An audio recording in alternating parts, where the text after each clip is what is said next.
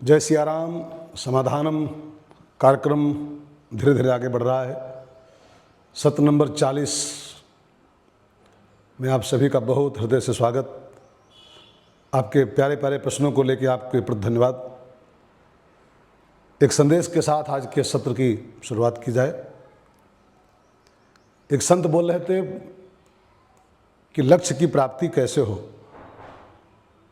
जीवन में कोई भी लक्ष्य बनाया जाए, आध्यात्मिक हो चाहे भौतिक हो, उसकी प्राप्ति कैसे हो। तो संतों ने कहा है कि लक्ष्य की प्राप्ति के 4 चरण हैं। अगर 4 चरणों से हम गुजरते हैं तो फिर लक्ष्य की प्राप्ति होने की संभावना बहुत मात्रा में हो जाती है। पहला चरण है दीक्षा। दीक्षा का अर्थ केवल कंठी और मंत्र नहीं होता। दीक्षा माने होता है साधना के लिए अपने को प्रस्तुत करना, साधना का संकल्प करना, अथवा एक यूँ कह लो कि लक्ष्य की प्राप्ति के लिए मेंटली प्रिपेयर होना, मानसिक तैयारी करने का नाम होता है दीक्षा। कि मैं अपने को इस काम के लिए प्रस्तुत कर रहा हूँ, समर्पित कर रहा हूँ। इसको बोलते हैं शास्त्र में दीक्षा। ये प्रथम चरण है किसी भी लक्ष्य की प्राप्ति के लिए। दूसरा है मार्ग।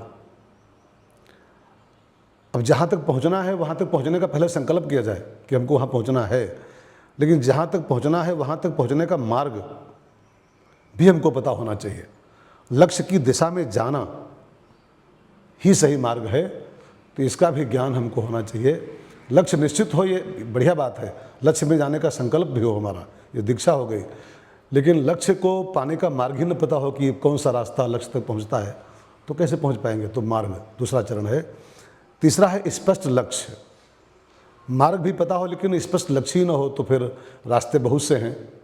निज मत कल्प के बहुत प्रकट किए बहुपंथ, तमाम पंथ लोगों ने प्रकट कर दिए हैं, लेकिन हमारा लक्ष्य स्पष्ट होगा तभी हम उसकी ओर बढ़ेंगे, तब लक्ष्य की प्राप्ति होती है। और चौथा अंतिम है संयम। संयम माने लक्ष्य भी ठीक है, मार्ग भी ठीक है, संकल्प भी है, पर संयम अगर नहीं है तो बात बनेगी नहीं।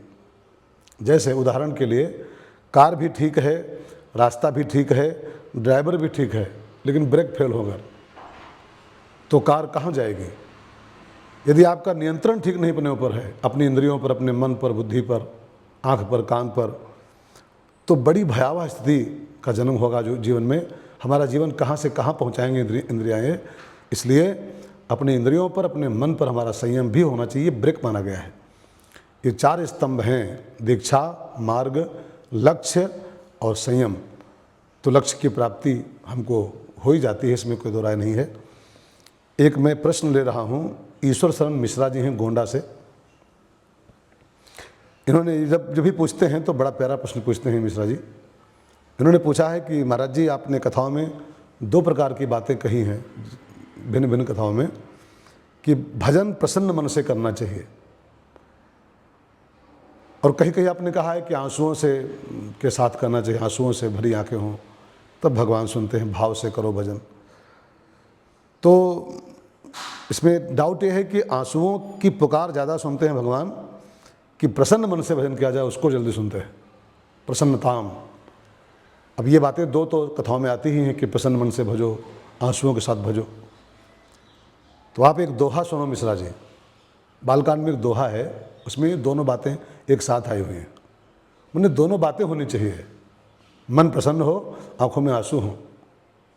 मन प्रसन्न होना चाहिए, आंखों में आंसू होने चाहिए। एक दोहा पढ़िए, ब्रह्मा जी जब भगवान की स्तुति गाने जा रहे थे तो वहाँ पर लिखा है, सुनि बिरंचि मन हर्ष, मन में हर्ष है, तन पुलक, तन पुलकित है, और नयन बह नीर, आंखों में आंसू बह रहे हैं। अब देखो दोनों बातें, मन हर्ष, तन पुलक, नयन बह नीर, अस्तुति करत जोर कर सावधान मत धीर। तो इसका मतलब क्या है कि मन में हर्ष हो और नैनों में अश्रु हो। हर्ष मन में हो, प्रसन्न मन हो। भगवान पतंजलि ने कहा था, प्रसन्न चित्ते परमात्म दर्शनम। जो प्रसन्न चित्त होता है उसको भगवान का दर्शन होता है। तो हमारा मन प्रसन्न हो लेकिन आंखों में आंसू हों, विरह के आंसू, उनकी याद के आंसू भरे हों। रोना और गाना भक्ति रूपी नदी के 2 तट माने गए हैं। प्रेम रूपी जो धारा है वो रोना और गाना के बीच से बहती है। तो आंखों में आंसू हो, रोना भी हो और मन प्रसन्न हो, और दोनों तरीके से भगवान को पुकारेंगे तब भगवान की प्राप्ति होती है। दोनों को मिक्स करना होता है आपस में, दोनों बातें अलग अलग नहीं है, दोनों को एक मिक्स करना है।